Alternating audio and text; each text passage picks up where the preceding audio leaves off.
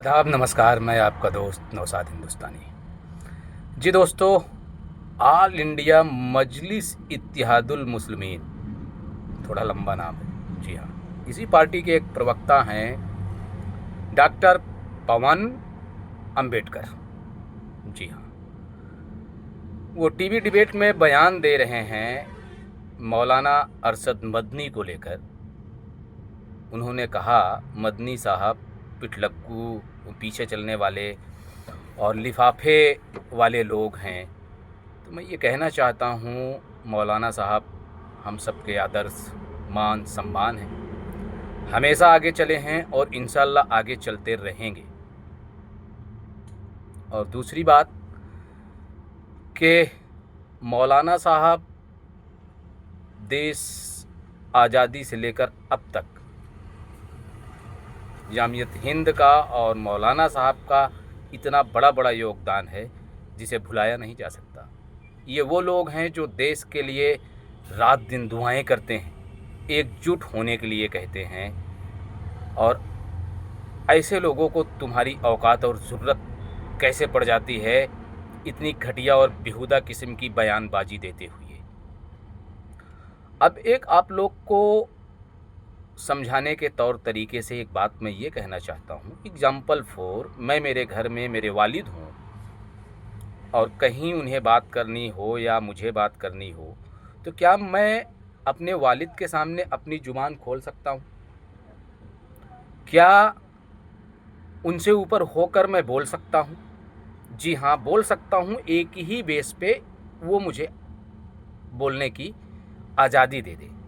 ये डिसिप्लिन है, ये सिस्टम है, तब तो मैं बोल सकता हूँ। और अगर मैं बिना वालिद के परमिशन और इजाज़त के बेतुकी बात कर रहा हूँ तो फिर तो मैं मेरी मर्जी का हो गया।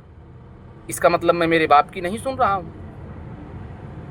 तो अब इसमें बहुत बड़ी बात यह है कि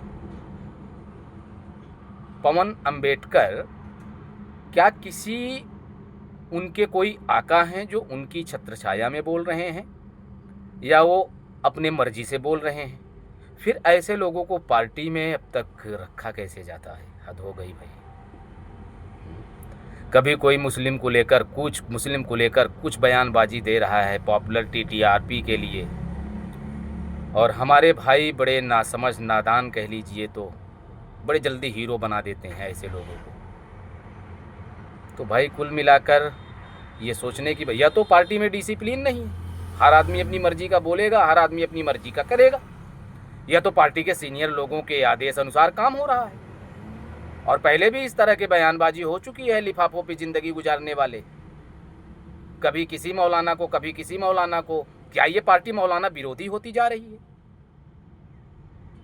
मेरे नौजवान जज्बाती मुसलमान दोस्तों, ये आप लोग तय कीजिए और बताइएगा। मुझे एतराज़ किसी की पार्टी से नहीं है, सब स्वतंत्र है, सबको आज़ादी होती है अपनी पार्टी से लेकर काम करने का और लोगों को जोड़ने का, अपनी अपनी विचारधाराएं।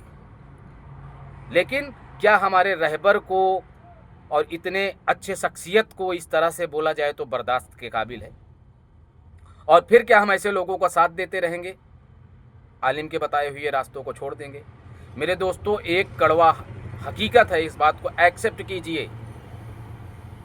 वो समाज कभी तरक्की नहीं कर सकता जिसके समाज के रहबर अच्छे लोग ना हों, और हम ऐसे अच्छे अच्छे रहबर को भूल रहे हैं सिर्फ राजनीति के लिए।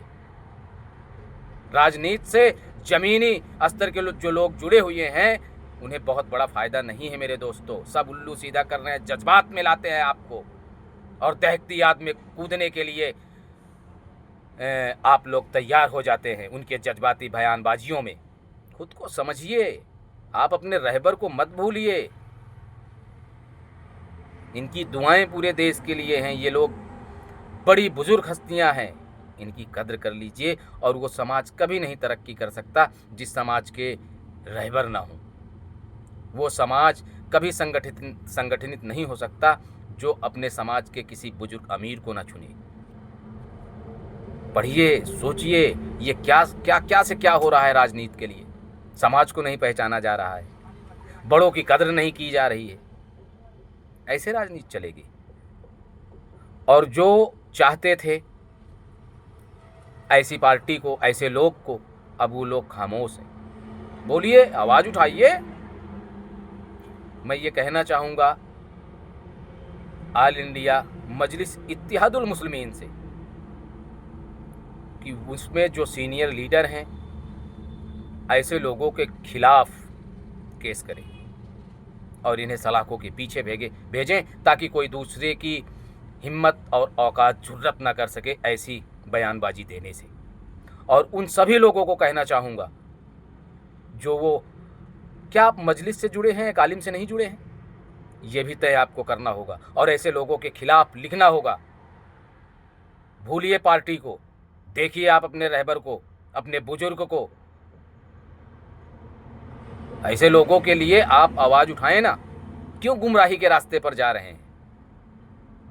वो संगठन जो देश की आज़ादी में सबसे ज़्यादा योगदान रहा है, सबसे पुराना संगठन, अरशद मदनी साहब, ऐसे संगठन से इनका परिवार जुड़ा हुआ है।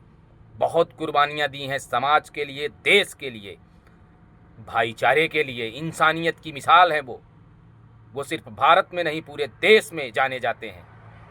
और अपने अखलाक, अपने अल्फाज और इंसानियत, भाईचारा, प्रेम के नाते जागो और ऐसे लोगों को जेल की सलाखों में भेजो और इन्हें समाज से तर्क करो, इनको दूर करो। धन्यवाद।